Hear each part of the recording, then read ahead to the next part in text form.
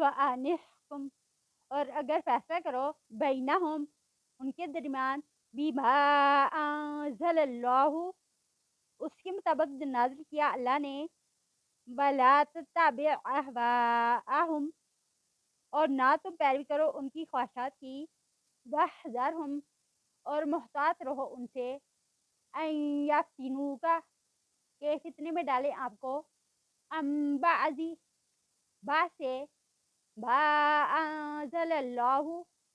جو نازل کیا اللہ نے الیکا آپ کی طرف فَإِن تَوَلَّوْا پھر اگر وہ منہ موڑیں فَعْلَمْ پس جان لو انما یرید اللہ بے شک چاہتا ہے اللہ تعالی ان یصیبہم کہ پہنچے ان کو ببعض ذنوبہم بعض ان کے گناہوں کی وجہ سے وَإِنَّ كَثِيرًا مِّنَ النَّاسِ اور بے شک بہت سے لوگوں میں سے لفاسقون البتہ فاسق ہیں افحکم الجاہلیتی کیا پس فیصلہ جاہلیت کا یبغون وہ چاہتے ہیں ومن احسن اور کون اچھا ہے من اللہ اللہ سے حکم لقوم یوقنون فیصلے میں واسطے اس قوم کے جو یقین رکھتے ہیں یا ایھا الذین آمنو اے لوگو جو ایمان لائے ہو لا تتخذوا الیہود نہ تم بناؤ یہودیوں کو من نصارا اور عیسائیوں کو اولیاء دوست بعضهم اولیاء بعض بعض ان کے دوست ہیں بعض کے